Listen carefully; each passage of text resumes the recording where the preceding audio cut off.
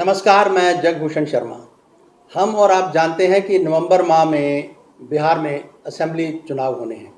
243 सीटें हैं वहाँ की और 243 सीटों के लिए जो है विधानसभा चुनाव नवंबर माह में तय होने निश्चित है। लेकिन इससे पहले वहाँ पर एक जो अभियान चल रहा है, स्पेशल इंटेंसिव रिवीजन। अब इंटेंसिव रिवीजन किसका है? जो सघन पुनर्निरीक्षण कह लीजिए, वो मतदाताओं का ही है। अब मतदाताओं की अगर हम थोड़ी स्थिति समझते हैं तो पहले हम आबादी को समझते हैं। 13.25 करोड़ 13.5 करोड़ के आसपास की आबादी आप बिहार की कह सकते हैं। और अगर वोट की बात करें तो वो आधे के करीब है। उसकी डिटेल मेरे साथ जो आज हमारे मेहमान हैं वो देंगे और इनका परिचय मैं अभी करवाता हूं आपको। लेकिन हम आज के वीडियो का विषय समझ लें, वो हम एसआईआर पर बात करते हैं, यानी जो एक स्पेशल इंटेंसिव रिवीजन है बिहार में चल रहा है और वो किस तरह से एक्सपोज हुआ है, ये बात हमने समझनी है। किस तरह 14 तारीख तक ये जो रिट के थ्रू जो अपोजिशन ने कहा कि भाई इतनी जल्दबाजी क्या करनी है आपने, ये वो बात सत्तारूढ़ दल से कर रहे हैं। और वहाँ पर सुप्रीम कोर्ट भी ये कहती है कि ठीक है, ये विचाराधीन है और क्यों ना इस पूरे एसआईआर का जो अभियान है इसको हम राष्ट्रव्यापी बना लें या देशव्यापी बना लें, ऐसा क्यों ना कर लें। अभी ये विचाराधीन था सब कुछ और 15 तारीख को जो है वहाँ पता चलता है कि एसआईआर एक और हो गया। एसआईआर का मतलब सोशल इंडिविजुअल रिस्पॉन्सिबिलिटी, जो कि एक पत्रकार ने निभाई जिनका नाम है अजीत अंजुम। तो हम इसी विषय पर हम बात करते हैं। अपने जो खास मेहमान हैं हमारे साथ, एंटी करप्शन फ्रंट के फाउंडर प्रेसिडेंट हैं एडवोकेट एमपी नागर साहब। तो नागर साहब, क्या कहना चाहेंगे कि आज देश पर जो देश की राजनीति, जिस पॉलिटी हम जिसे कहते हैं, जो शासन प्रणाली है, वो कहीं ना कहीं एक जिसे कहें बहुत एक नाजुक दौर से गुजर रहे हैं, क्या कहना चाहेंगे? देखिए शर्मा जी, मैं एक छोटी सी बात कहूँगा कि जो देश के जो हालात हैं ना अभी जी, वो सही माने में एक बहुत नाजुक दौर से गुजर रहे हैं। और जहाँ तक बिहार की बात है, अब ये वोटर्स के मामले को लेके आप बिहार को इसकी शुरुआत मानिए जी, क्योंकि ये जो मौजूदा सरकार है ये वोटर्स के खिलाफ ही एक साजिश रचने के मूड में है कि भाई किस तरह से वोटों को घटाया जाए। यानी इनका जो पर्पज है वो ये है कि जो वाकई वोट डालने वाला व्यक्ति है वो वोट ही ना डाल पाए, या जिसकी वोट बनी हुई है उसको किसी न किसी बहाने से उसकी वोटों को आप ख़त्म कर दीजिए। तो अगर दूसरे मायने में देखें तो कहीं ना कहीं लोकतंत्र को कमज़ोर करने की एक वो है। देखिए ये शर्मा जी, सही मायने में क्या है कि ये लोकतंत्र को ख़त्म करने की कवायद है जी, यानी इनका मकसद ये है कि हुक एंड क्रुक आपको जीत की तरफ जाना है। हाँ, सत्ता में बना रहना, यानी सत्ता में बने रहना इनका मकसद है और वोटर से इनका कोई ज़्यादा लेना देना नहीं है। इनका मकसद सिर्फ ये है कि भाई आप वोटों को घटा के और अपनी वोटों को बढ़ा के आपको सत्ता में बने रहना है, इनका ये मकसद है। देखिए जैसे कि बिहार में अब जैसे क्योंकि आबादी तो है 13 करोड़ से ज़्यादा, परंतु जो वोट हैं वो 7 करोड़ 9 लाख के आसपास वोट हैं। और उन वोटों में से अगर हम देखते हैं तो इसमें ऐसे लोग भी हैं 41,64,000 जो अपने पते पर नहीं रहते हैं, जो अलग अलग राज्यों में रहते हैं। तो मेरा मानना ये है कि वो वोट डालने, जब चुनाव आता है तो वोट डालने वो किसी भी राज्य से चल के बिहार में वोट डालने जाएंगे। हाँ जी, हाँ जी। तो अगर आप जो स्पेशल जो इंटेंसिव जो रिवीजन है, हाँ, अगर आप उसके आधार पर कि भाई ये वोटें गलत हैं, देखिए जिनकी वोटें बनी हुई हैं, तो वोट बने रहने का मतलब ये है कि जिन लोगों ने पीछे वोट डाली, अब क्या किसी भी कारण से उनकी वोट काटी जा सकती है? देखिए लोकतंत्र की बात मैं कर रहा हूँ कि किसी भी तरीके से जिस व्यक्ति की वोट बनी हुई है उसकी वोट बनने के पीछे रिवीजन केवल एक शर्त पे हो सकता है कि अगर वो व्यक्ति या तो अपनी वोट को कहीं और जगह ट्रांसफ़र करा ले या उसकी डबल वोट कहीं बनी हुई है, तब आप काट सकते हैं। या कोई व्यक्ति एक्सपायर हो जाए तो उसके परिवार वाले कटवा सकते हैं वोट को जी। और किसी दूसरे हालात में वोट का काटा जाना या उसका रिवीजन करना भी गलत। ये रिवीजन के नाम पे एक बहुत बड़ा घपला इस देश में वोटों को ख़त्म करने का है।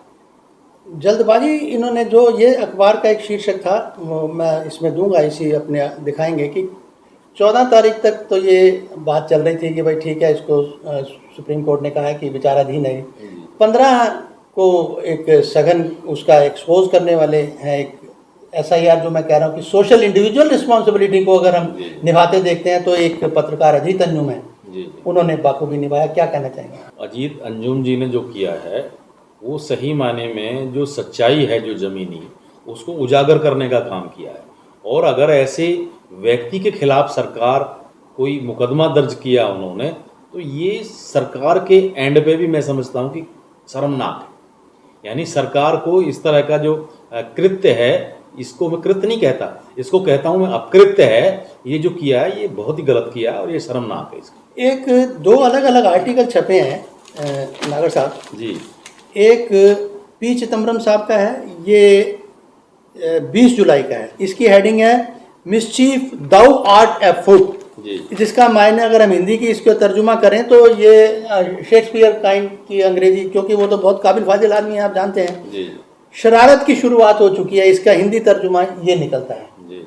और इसके पहले ही उसमें उन्होंने कहा कि ये कोई जो कवायद है ये इसलिए नहीं कि किसी जो गरीब हैं या मार्जिन पे हैं उनको मतदाता सूची में लाया जाए या शामिल किया जाए, सम्मिलित किया जाए, बल्कि ये एक ऐसी कुटिल एक अंधेरी सी चाल है। इसमें होगा क्या कि जो बहुत सारे जो मिलियंस जो पुअर लोग हैं लाखों में, उन्हें मतलब कि मतदाता सूची से या उन्हें मतदान उनका अधिकार जो है वो छीन लिया जाएगा, ऐसी बात है। हालांकि 28 जुलाई को एक सुनवाई होनी है सुप्रीम कोर्ट में। देखिए शर्मा जी, इसमें क्या है कि 28 जुलाई को माननीय सुप्रीम कोर्ट में इस रेट को लेकर सुनवाई होगी। जी जी।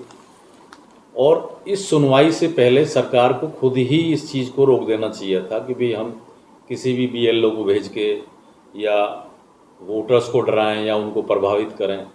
तो इस तरह की जो परंपराएं हैं ये बंद होनी चाहिए।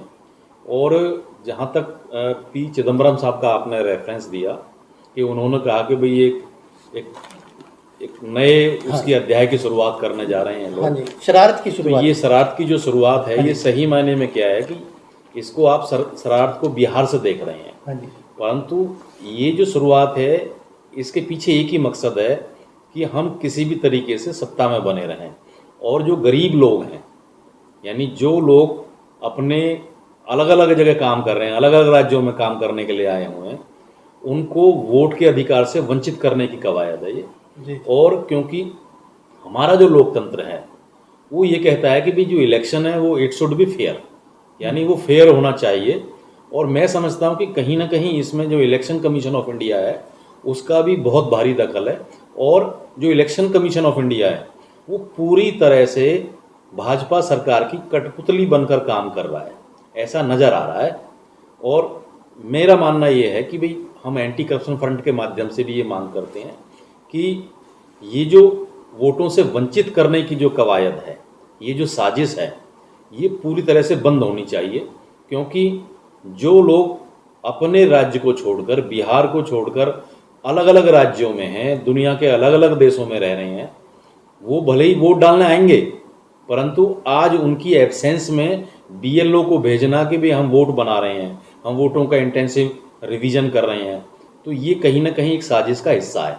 और इस साजिश से बचने के लिए मैं समझता हूँ कि देश के हर व्यक्ति को, जितने भी जागरूक लोग हैं, उन सबको इसके प्रति आवाज़ उठानी चाहिए, नहीं तो ये लोकतंत्र खात्मे की तरफ। चिदम्बरम साहब का मैंने जिक्र किया, ये इंडियन एक्सप्रेस में एक और आर्टिकल योगेंद्र यादव का, बहुत एक प्रसिद्ध, ये एक मैंने नाम लिया है आपके सामने जी। ये 2 जुलाई 2025 को एक आर्टिकल छपा है, इंस्पेक्टर ओवर बिहार पोल, यानी एक प्रेत कह लें या खतरा कह लें मंडरा रहा है जो चुनाव है बिहार के। इसको पढ़ के इस पे आगे चर्चा होगी हमारी। तो क्या कहना चाहेंगे कि ये लोग क्यों कह रहे हैं, वो कह रहे हैं कि शरारत की शुरुआत हो चुकी है, ये कह रहे हैं कि खतरा मंडरा रहा है बिहार के चुनावों पे, तो क्या कहना चाहेंगे?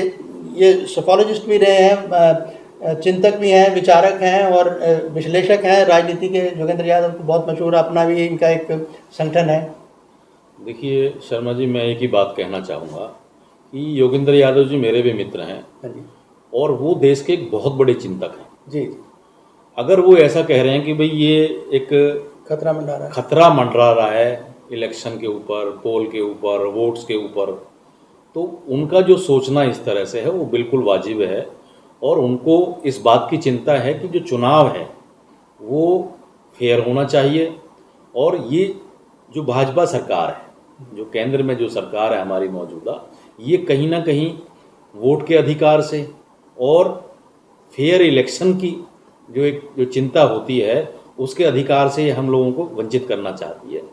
और मैं समझता हूँ कि ये एक ऐसी शुरुआत है कि जिससे आने वाले समय में लगता है कि लोकतंत्र पे खतरा आने वाला है, क्योंकि ये लोग वोट की राजनीति से, ये हुक एंड क्रुक सत्ता में बने रहना इनका मकसद है, और ऐसा जो मकसद है वो लोकतंत्र के लिए वाजिब नहीं है, ये गैर जरूरी है। लोकतंत्र के लिए ये गैर ज़रूरी है। इससे आगे भी हम अपनी चर्चा जारी रखेंगे, लेकिन हम इस वीडियो में, क्योंकि हमारी एक ड्यूरेशन है, एक जो वीडियो है इसकी एक समय, एक जैसे तयशुदा समय 10, 11, 12 मिनट का, तो अगले वीडियो में हम चर्चा भी जारी रखेंगे। लेकिन आपको ये बता दें, SIR स्पेशल इंटेंसिव रिवीजन, और हमने कहा है कि सोशल इंडिविजुअल रिस्पॉन्सिबिलिटी SIR, जो कि अजीत अंजुम ने निभाई। 15 तारीख को उन्होंने खूब वहाँ पे खुलासा किया है कि क्या चल रहा है, ज़मीनी स्तर पर क्या चल रहा है और सरकार क्या कह रही है। तो इस पर हम और भी चर्चा आगे जारी रखेंगे। फिलहाल इस वीडियो में इतना ही।